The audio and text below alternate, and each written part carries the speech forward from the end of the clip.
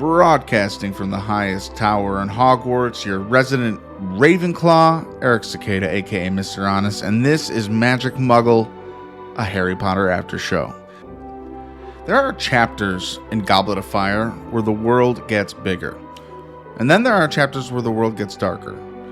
Chapter 14 is not about the Triwizard Tournament. It's about something much more dangerous. It's about what wizards can do to each other. And this is the first time the series stops being whimsical and starts being honest. Moody walks into that classroom and immediately changes the temperature of Hogwarts. No books, no theory, no cute creatures, just curses.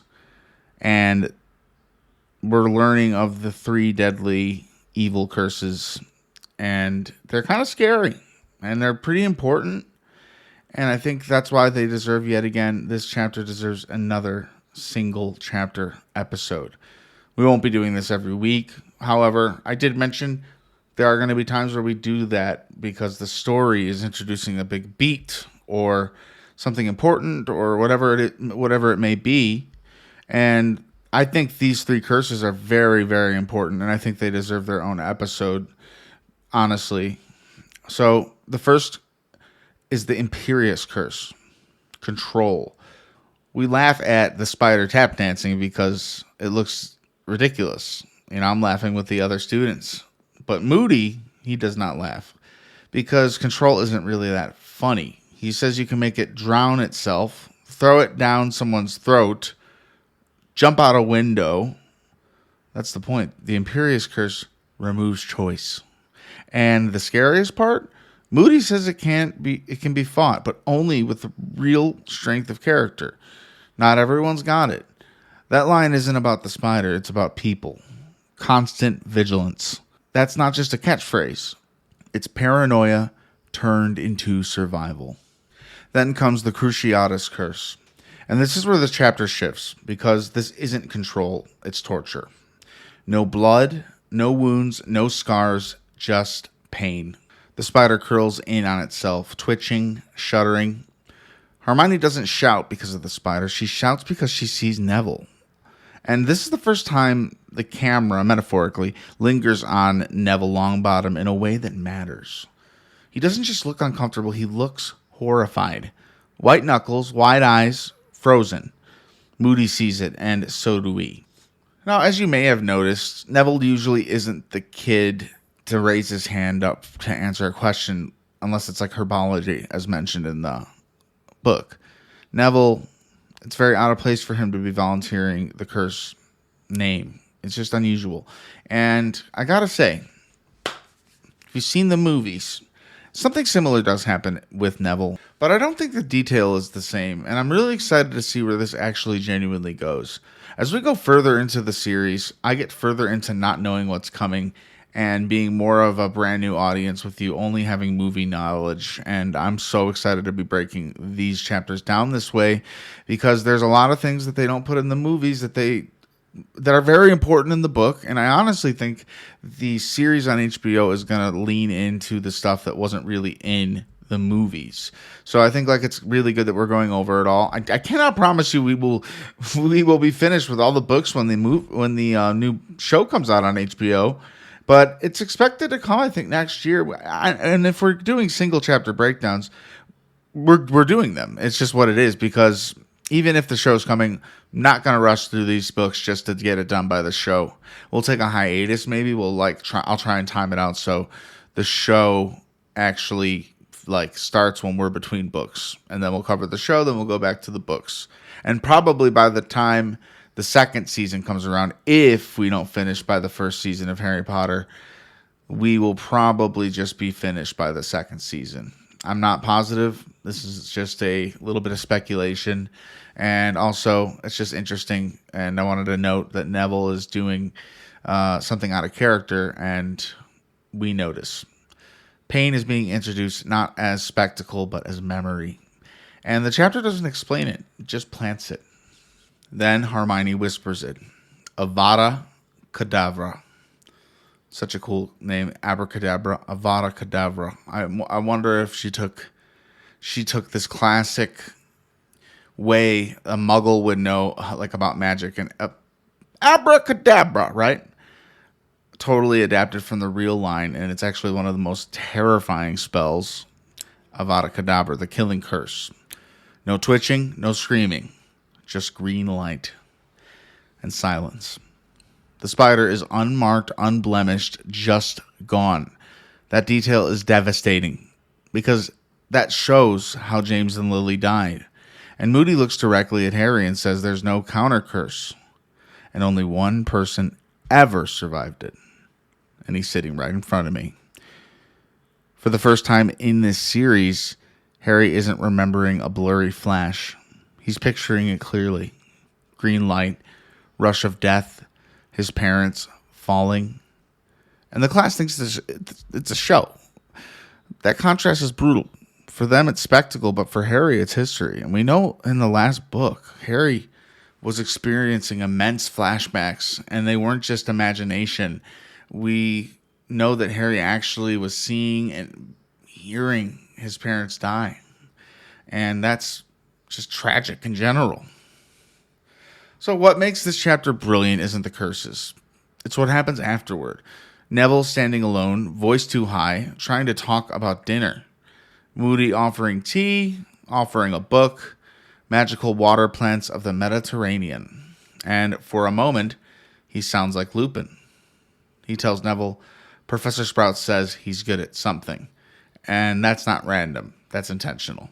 Because this chapter isn't just about dark magic. It's about vulnerability. And then the letter from Sirius arrives. Keep your eyes open. And suddenly Moody being pulled out of retirement doesn't feel random. Dumbledore is reading the signs, he says. The adults are nervous, the students are laughing, and Harry goes to bed furious at himself. Not because of the curse, no, but because he thinks he's the reason Sirius is coming back, putting him in serious danger of going back to Azkaban if he gets caught. Azkaban is not a fun place, and the Dementors are not fun creatures. Really curious about the backstory of Dementors. I bet there's somewhere in Pottermore or something that like talks about how a Dementor is born, more about them. I'm very curious. But there's guilt here in the story right now with Harry. There's guilt just circulating his head at night. That's the final note. And then we get one of the most beautiful lines in the chapter. The dormitory is silent, and Harry realizes Neville isn't snoring. He's not the only one staring at the ceiling. Two boys, both lying awake, both carrying something heavy. Neither speaking. That silence is louder than the green flash of Avada Kedavra. Chapter 14 doesn't advance the Triwizard plot. It does something more important. It redraws the moral boundaries of the wizarding world. Control, pain, and death. 3 spells, 3 lines crossed, and for the first time in Goblet of Fire, childhood feels fragile. Because once you've seen the worst, you can't pretend it doesn't exist. And something that really bothers me and irks me as a reader is that there's no counter to Avada Kedavra, which makes a lot of wizards overpowered, and well, it makes Voldemort even scarier in a way. But it makes me wonder if there's a toll it takes on the body, or you lose a piece of yourself every time you use it. There has to be something like that. Genuinely, I don't know. I mean, there might actually be. I'd surely hope so. Like in the movie, he has a slit nose, but they do mention that in the book too. Very creepy looking nose. Like does you as a dark wizard, if you kill a certain amount of people, even anyone with that curse, maybe you have a curse befallen on you. That's something that I'd like to imagine, because there needs to be some sort of hesitation for anyone to use that spell.